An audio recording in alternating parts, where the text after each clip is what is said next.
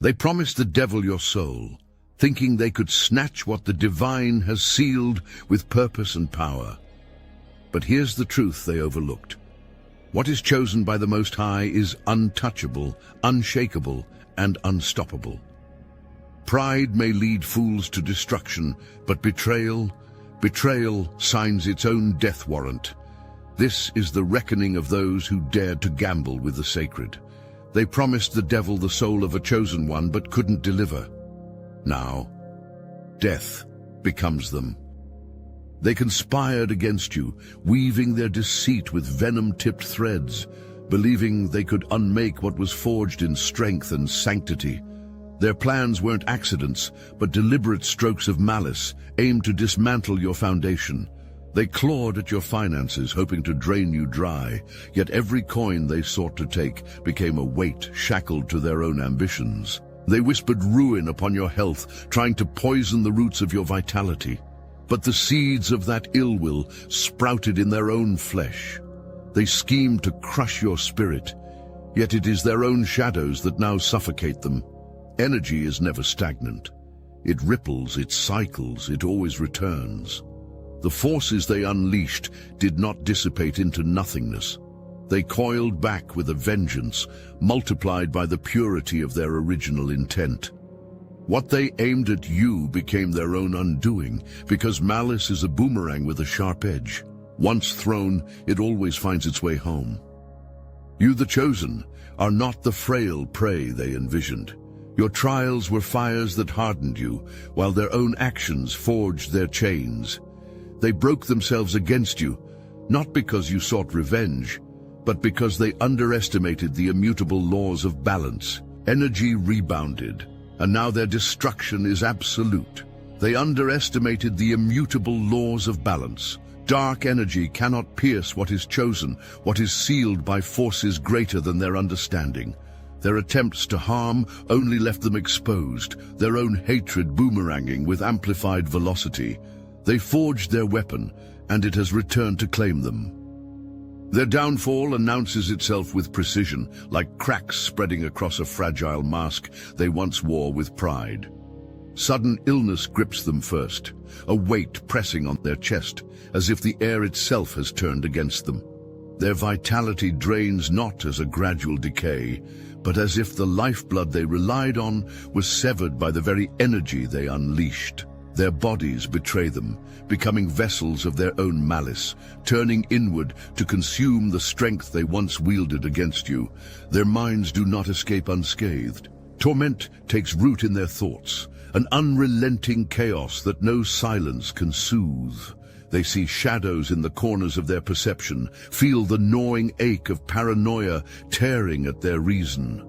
The torment grows louder, feeding on their guilt and desperation, until their reality becomes a labyrinth of their own creation.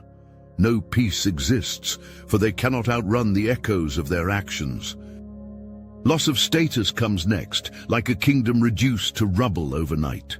Their once lofty perch collapses under the weight of their lies, their influence dissolving as if it were smoke scattered by the wind. Financial collapse follows with cruel swiftness. What they built with stolen energy crumbles, leaving them clawing at empty air. This is the balance they called forth, now demanding its due. They constructed their gallows with meticulous care, each beam a symbol of their arrogance and certainty. They believed their plan was flawless, that the stage they set would see you fall. But what they failed to grasp is that the tools of destruction carry an undeniable curse. They bind themselves to their maker. Just as Haman, blinded by hubris, built his gallows to destroy Mordecai only to meet his own end upon them, so too do the schemes of the wicked become the pit into which they fall. When they designed your downfall, they were building monuments to their own ruin. Each nail driven into their plans was a nail driven into their own destiny. The noose they tied was not for you. It was the weight of their malice taking form, waiting to coil around their necks. This is the law of divine balance. What is done with harm in mind returns with precision, sparing no one from its grip. Comment: their downfall is justice served. if you believe in karmic returns. They gathered in secret, a collective force bound by shared malice and greed, thinking that numbers could tip the scales against the chosen. They whispered conspiracies under the veil of unity, each member feeding the dark engine of their collective intent. Their rituals were precise, their plans methodical, pooling their energy into a single, destructive purpose: to harm you, to break what they could never possess. But what they failed to consider is that when such forces are multiplied, so too is the consequence. The weight of their collective judgment becomes an avalanche, impossible to escape. The Coven, whether a cult, a society, or a band of schemers, operated under the illusion of invincibility. They thought their unity made them untouchable, but their alliance only served to chain them to each other's downfall. The energy they directed at you, amplified by their combined efforts, became an uncontrollable storm. As they wove their web of deceit, it became a noose tightening around all of them, a shared fate sealed by their own hands. When judgment struck, it did not pick them off one by one. It tore through their ranks like wildfire. The collapse was swift and absolute, a domino effect where each conspirator's downfall pulled another into the abyss. They bound themselves together in darkness, and together they fell. A house divided against itself cannot stand, Mark chapter 3, verse 25 said. When judgment moves, it doesn't ask for permission. It strikes with precision, unraveling alliances that were always held together by deception and greed. They thought their unity was unbreakable, but it was an illusion stitched with threads of fear and ambition. Once the weight of their actions caught up to them, those threads snapped, and the house they built became their undoing. The collapse began within their ranks. Betrayal surged like blood in a wound, each member fighting to save themselves at the expense of another. Whispers turned to shouts, and secrets they thought buried rose to the surface like bodies in water. The schemes they once shared became weapons turned inward, slicing through trust and loyalty until nothing remained but chaos. They sold each other out to preserve their own survival, but there was no escape from the judgment they invoked. The chaos didn't stop there. Their alliances shattered, their motives were exposed, and their plans were left in ruins. The energy they harnessed against you turned inward, consuming them one by one. They thought their strength lay in numbers, but their downfall came in waves of infighting and retribution. Divine justice doesn't waver, it dismantles, it devours, and it leaves no stone unturned. When they aligned themselves with darkness, they forged a pact that demanded repayment in full. Spiritual law does not discriminate. It is exacting, impartial, and unyielding. Group energy is like a flood. When directed with malicious intent, it gathers momentum, amplifying its destructive power. But what they failed to grasp is that the same force multiplies the consequences, creating a tidal wave that inevitably returns to drown its creators. They thought they could command it, bend it to their will, but darkness is never a loyal ally. It devours everything, including those who summon it. Their conspiracy, much like Scar's betrayal in The Lion King, was born from greed and held together by fear. They thought their collective effort would make them unstoppable, but the foundation of their alliance was as fragile as glass. Darkness, by its nature, consumes its own. The hyenas that Scar manipulated turned on him, just as the forces of destruction these schemers called upon began to tear through their ranks. The betrayal they enacted became a mirror, reflecting their fate in stark detail. The spiritual law governing their downfall was simple. What they unleashed would not rest until balance was restored. They sowed destruction and reaped devastation. In their pursuit of power, they became prey to the very forces they sought to control. Darkness always demands its due.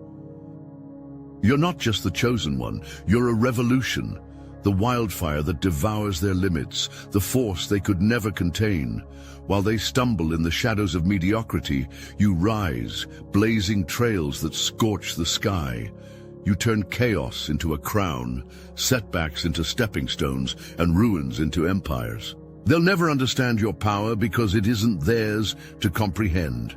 Your glow doesn't fade, it blinds. Your resilience isn't just strength, it's a prophecy fulfilled. You don't chase approval or applause because you are destiny's favorite, and the throne was always yours. For legends like you, there's the Obsidian Inner Order. This isn't a group, it's a dynasty of chosen ones, a sanctuary for unstoppable souls. Week after week, over 450 chosen ones unite in electrifying calls, forging their paths to greatness with revelations that shift the universe. Every call is recorded, an eternal archive of power and purpose, yours to ascend whenever you choose. The private Discord isn't just a community, it's a vortex of energy where breakthroughs erupt and ideas ignite into movements. And for those craving cosmic connections, Chosen Singles weaves destinies under celestial design, bringing together souls meant to rise as one. The elite who step into the star chamber gain access to truths too fierce, too raw, too untouchable for mainstream platforms, truths that rewrite existence itself. This isn't a network. This isn't a choice. This is your call to rise, to step through the portal waiting in the description. If you feel the fire, it's because it's always been inside you. You were made for this moment. You already know where to begin. They targeted you because your frequency vibrates at a level they cannot reach, a resonance attuned to the divine. Your existence disrupts their plans. Your mere presence casts light into the shadows they operate within. They envied the way doors opened for you, not through manipulation or force, but through alignment, a spiritual clearance that no power of theirs could replicate. You didn't have to beg or barter for your blessings. They flowed to you because you are chosen, and this infuriated them. Dark forces deal in absolutes. They demand payment that matches the weight of their offerings, and the currency is always energy, life, or soul. What they sought from you was not merely valuable, it was priceless. Your energy, your essence, was the ultimate prize. It wasn't just your gifts or blessings they wanted, it was the wellspring of your divine connection, the spark that animates your being, and the key to your destiny. They believed offering your light would grant them power, but they underestimated the cost of their bargain. Just as King Midas's greed for gold cursed everything he touched, their ambition to possess what was never meant for them became their undoing. They promised the devil your energy, thinking it would buy them wealth, influence, or dominion. But they overlooked the immutable truth. Dark forces always take more than they give. The bargain wasn't theirs to make, and the energy they sought to trade was bound to a higher purpose, untouchable by their grasp. The demand for something of equal value became their curse. Having nothing of comparable worth, they offered their own essence as collateral, unwittingly sacrificing themselves. What they sought to claim devoured them instead, for the divine cannot be traded or taken, it is protected, and it demands a price from those foolish enough to challenge it. They coveted what you carried, a power so rare and radiant that it could not be quantified. They saw your blessings as treasures ripe for the taking, thinking they could siphon your gifts and wield them for themselves. But they didn't understand the truth. What you carry is not an object, not a thing to be owned or stolen. It is a sacred essence bound to the divine source that chose you. They pursued your light without realizing that its radiance is a burden only the chosen can bear. Their greed was their undoing. In their attempt to strip you of your essence, they overreached, like thieves breaking into a vault, protected by ancient forces they couldn't comprehend. The energy they sought to take demanded a price they could not pay, and instead of gaining power, they unleashed their own destruction. They were not equipped to hold what you carry, and its weight crushed them under the magnitude of their ambition. The divine is unyielding in its justice. What they sought to steal became the fire that consumed them. Their loss was absolute, not just of what they had, but of what they hoped to become. They underestimated the cost, and in trying to claim your crown, they forfeited everything they had ever built. Comment it below. My blessings are untouchable if you know your worth is protected. Anubis waits at the threshold, silent and unyielding, the scales of Maat balanced in his grasp. This is the moment they dreaded, the moment their heart would be weighed. The feather of Maat is not swayed by excuses, not softened by pleas. It measures truth, nothing more. Their hearts, bloated with hatred, envy, and corruption, are heavy, so heavy that the scales tip before the ritual begins. The weight of their deeds clings to them like iron shackles, dragging them into the abyss they thought they could outrun. Hatred hardened their hearts, envy blackened their souls, and corruption seeped into every corner of their being, leaving no room for redemption. The Anubis energy, ancient and unrelenting, signals their time is up. They thought their schemes were unseen, their darkness hidden, but the scales expose all. Their secrets, like the relentless beating of Edgar Allan Poe's telltale heart, have betrayed them. The guilt they thought they buried is louder than their silence, pounding like a drumbeat in the void, announcing their doom. A heavy heart cannot lie. It becomes its own executioner. When the scales tip, there is no escape. What they carried, hatred, greed, betrayal, was their own undoing. The devourer waits, and Anubis offers no reprieve. This is the justice they summoned, the judgment they earned. In the end, the weight of their choices crushed them, and no shadow is deep enough to hide from the truth. Darkness devours its own always. Those who consort with it believe they hold control, that they can negotiate with shadows and emerge unscathed. But darkness is not an ally. It is a predator, and those who summon it are nothing more than prey in waiting. The entities they invoked turned on them, not out of malice, but because this is the nature of darkness. It consumes, manipulates, and discards. They offered their allegiance, their souls, thinking they could wield the void as a weapon, but they were only fuel for its insatiable hunger. The forces they called upon do not recognize loyalty or friendship. They are driven by pure function, to extract, exploit, and obliterate. The same energy they sought to weaponize against you became the very force that unraveled them. Darkness thrives on chaos, and when its work is done, it does not linger to share its spoils. It leaves its summoners hollow, devoured from within, nothing left but echoes of their own destruction.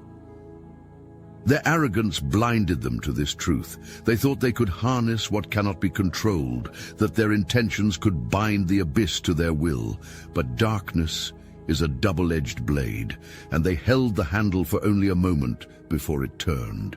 Now they stand abandoned, betrayed by the forces they trusted, their lives reduced to ash. Darkness is not loyal. It has no masters, only victims. They were the first to fall. They always lose because you are untouchable, a fortress encased in divine armor, protected by forces they cannot see and cannot understand. What is chosen is sealed by power greater than their grasp, and their schemes are nothing more than shadows clawing at an impenetrable wall of light. Every curse they muttered, every ritual they performed, fell against you like ash against the wind, dispersed, nullified, and powerless. The divine forces that shield you are immovable, and their attempts to breach them have only brought their own destruction. In their desperation, they called upon forces they could neither control nor comprehend. They sought to wield darkness as a weapon, but those same forces turned on them, becoming an unrelenting torment. What they unleashed now haunts them. Their minds are battlegrounds, filled with whispers that grow louder with every passing moment. Paranoia tightens its grip, and fear becomes their constant companion. They are haunted not only by the entities they summoned, but by the weight of their own actions. Like the accusers in the Salem witch trials, their hatred and greed have consumed them, turning their alliance into chaos, their unity into betrayal. Darkness does not grant power. It demands a price, and when the chosen are protected, that price falls back upon the summoner. Their own malice became the blade that now cuts them down. They lose because they never understood the first truth of the divine. What is ordained cannot be undone, and what is shielded cannot be touched. Their undoing was inevitable. They conspired to see you crumble, orchestrating plans as intricate as spiderwebs to leave you destitute, weakened, and defeated. Their intentions were venomous. They wanted you homeless, cast out into the cold, with nowhere to turn. They aimed to see your health deteriorate, your body ravaged by the stress of their schemes, each breath a struggle, each step a torment. And most insidiously they sought to fracture your spirit, to extinguish the divine light within you, leaving you hollow and powerless. They plotted your ruin, believing their darkness could overtake your purpose. But what they failed to comprehend was the force encircling you, the unbreakable shield of divine protection. Their curses fell like arrows against an unyielding shield, shattering on impact. The heavens stood between you and their malice, redirecting their venom back onto them. Every trap they laid became a snare for their own undoing, every word of harm an echo that returned to strike their own hearts. You survived not by chance but by design, protected, sealed, and upheld by a power greater than their understanding. You are not merely resilient, you are untouchable, chosen for a purpose that no darkness can unwrite. The miracle of your survival is not just in enduring, but in thriving despite their efforts. Where they wished to see ashes, there is brilliance. Where they sought to break you, there is a strength that has only grown sharper. Their plans faltered because you are aligned with forces that cannot be moved, and your survival is the proof of their failure. They failed because no plan, no scheme, no weapon formed against you could prosper. As Isaiah chapter 54 verse 17 declares, "No weapon formed against you shall prosper," and these words are not mere sentiment. They are a decree, unbreakable and eternal. They plotted against you, thinking they could bypass the will of the divine, but their plans were doomed before they even began. Every step they took to harm you only carried them closer to their own collapse, as divine intervention unraveled their efforts with precision. Their traps were dismantled before they could be sprung. The energy they summoned to destroy you dissipated into nothingness or turned back upon them, because the forces protecting you cannot be overcome. Divine intervention is not loud or showy. It is an impenetrable force that operates with quiet authority, ensuring that what is meant for your harm transforms into your protection. Their malice was like sandcastles built against a rising tide, washed away before it could even take shape. What they didn't understand is that they were never fighting you. They were battling against divine purpose, and no earthly plan, no whisper of darkness can stand against what is ordained. Their plans crumbled under the weight of their own arrogance.